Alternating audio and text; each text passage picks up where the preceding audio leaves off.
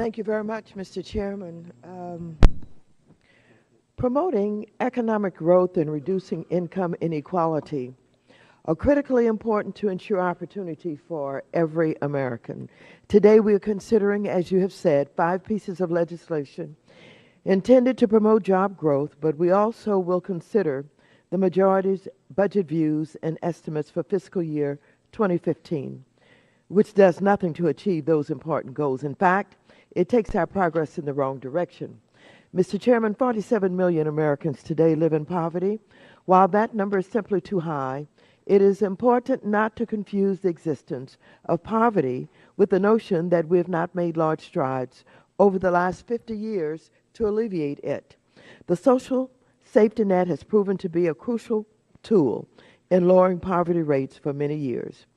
According to studies, without the social safety net, the poverty rate in 2011 would have been nearly twice as high, 29%, as compared to 16.1%. Pretending that simply cutting these programs would somehow magically lift people out of poverty is not historical, sensible, or fair. Of course, our willingness to make public investments happens in the context of the overall budget and budget deficit. Since President Obama has taken office, the budget deficit has fallen rapidly and steadily from an inherited $1.4 trillion in 2009 to a projected $514 billion in fiscal year 2014, which is roughly 3% of GDP and the average size of the deficit over 40 years. In fiscal year 2015, the Congressional Budget Office projects the deficit will drop to $478 billion, 2.6% of GDP. President Obama's new budget proposal would go even further, projected to reduce the deficit to 1.6% of GDP by the year 2024. The deficit is not an excuse for policymakers to abandon programs that for decades have successfully reduced poverty and expanded opportunities for the middle class.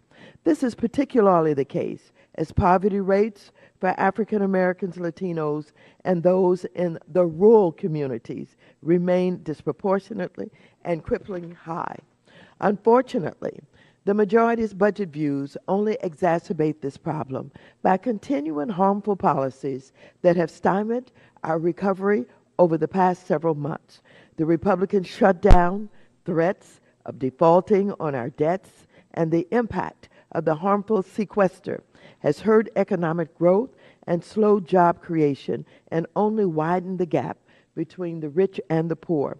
We believe that Congress must do more to support initiatives that create jobs. This includes the reauthorization of the Terrorism Risk Insurance Act, referred to as TRIA, and the Export-Import Bank, both of which are supported by the business community and are critical to increase employment and investment in our economy.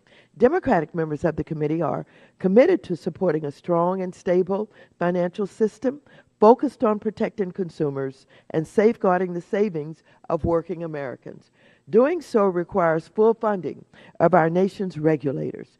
The Securities and Exchange Commission needs resources to ensure that the financial services industry adheres to the rules of the road.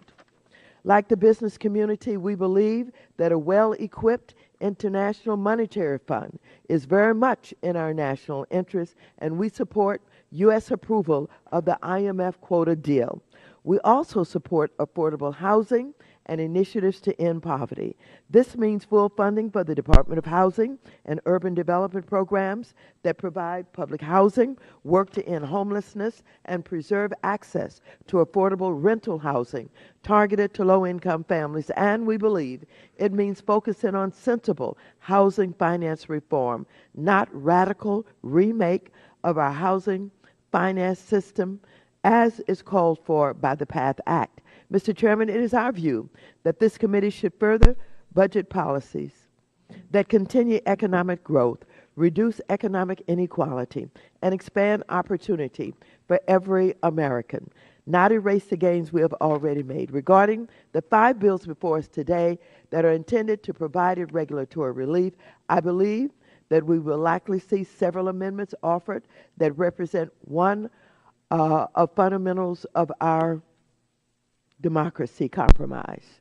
I understand that Ms. Beatty, Mr. Meeks, and Mr. Stivers have constructively worked on several amendments to improve H.R. 3584, a bill to allow privately insured credit unions access to federal home loan banks. Mr. Hinojosa, Mr. Lynch, and Mr. Barr have also collaborated to improve H.R. 2672, a bill that offers relief to Americans living in rural communities. Likewise, Mr. Delaney and Mr. Fincher made important changes to balance crucial investor protections with concerns of small businesses in their bill, H.R. 3623. And finally, Ms. Sewell and Mr. Hurt came together on H.R. 4164 to strike an appropriate compromise that will ultimately result in a better outcome for the future of computer-friendly reporting language. With that, I'll yield back the balance of my time. Thank you for your generosity. The gentleman